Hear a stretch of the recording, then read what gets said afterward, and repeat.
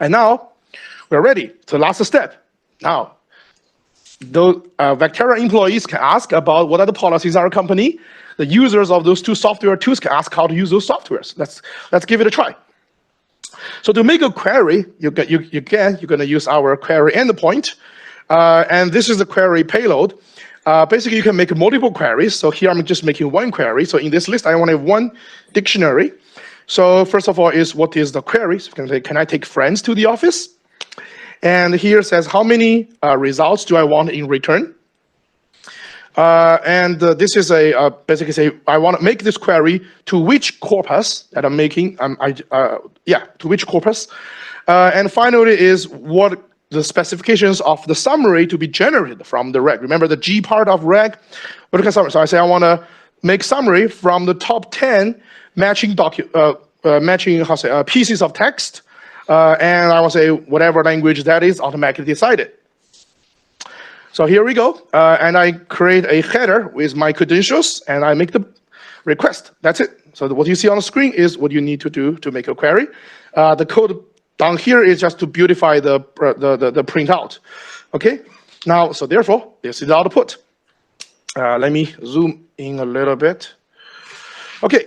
So you can see this is the type of answer we will generate. Okay, so yeah, some workplace are to bring friends to the office. For example, there are companies that organize events like Fairy Friend Fridays, and says citation 1, which is this sentence from our employee handbook.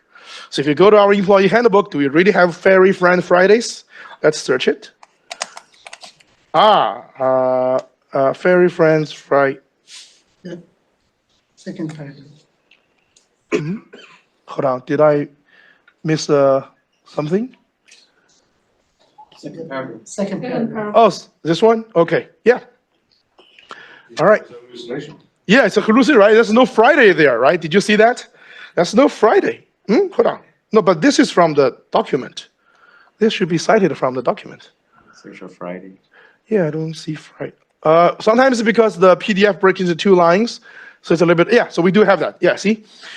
Monthly Fairy Friend Fridays allow you to introduce your pets, right? So we do have it, okay? Now, and then here also says other companies offer team building adventures involving exotic pet interactions, citation 2. Okay, so do we have exotic here? Well, not really. Oh, here we go. We do, yeah, our exotic pet interactions, okay? But you see, a little bit something interesting, right? The question says, some workplaces, other companies, there's only one company here, Vectara, right? But it's probably difficult for the language model to know we're talking about the same company, because the language model probably does not understand Vectara is a company. But hypothetically, a good language model should understand if there's some employee handbook, the word before employee is the company name, right? Yeah, so that's room for improvement. Okay.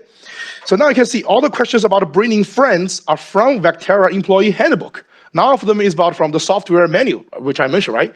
So let's see whether the model works. Let's give a different query, see whether things about animals will be gone, but the software usage will pop up.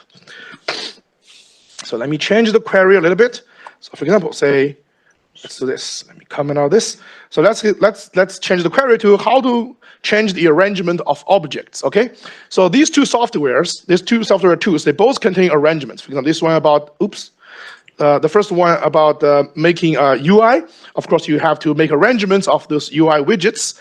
And here it's a canvas-based Jupyter, so you have to think about where to put things on the canvas. So the arrangement will, hypothetically, we will see arrangement hit in both of these 2 documents, right? So let's give it a try.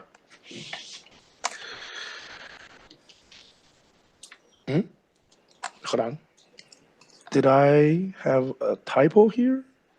No. Hold on. Let me get a new token. Oh, I think I know why. Anybody know why? I just created the corpus, but did I put document in? No, I haven't got a chance to put document in. So let me put the document in. All right, so let's actually uploading them. Okay, so we're uploading. The employee handbook response was a cached from before. cache output from. So this output on the screen is cached from before. Yes. All right. So now let's ask. Here comes the answer. Okay. So you can see we got. If I look at top 4 query answers, we got 2 from the menu of the first software 2, and the other 2 from the menu of the other one, okay? And let's check whether those messages really about making arrangements. For example, here we talk about orientation, right? Order and orientation, that's about arrangements of objects. Here it says panel, about input and output panel, how they are being placed. So that's also about arrangements. And look at this one. This one says auto layout, blah, blah, blah, resize and reposition the stuff. And here it says how things are being aligned by collision-free algorithm. So they're all about arrangements of objects. You can see so this is the power. Shows the power of RAG. So you make a query, and you can see these 3 documents, they contain different kind of knowledge, right? Paths and how to use software tools could be different, but only the most relevant ones can be retrieved for you.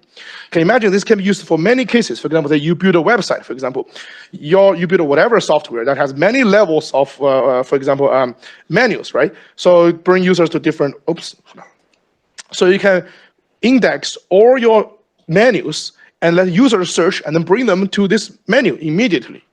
Not only just documents, anything where people need to find the things, even where to click, you can just use RAG to do that.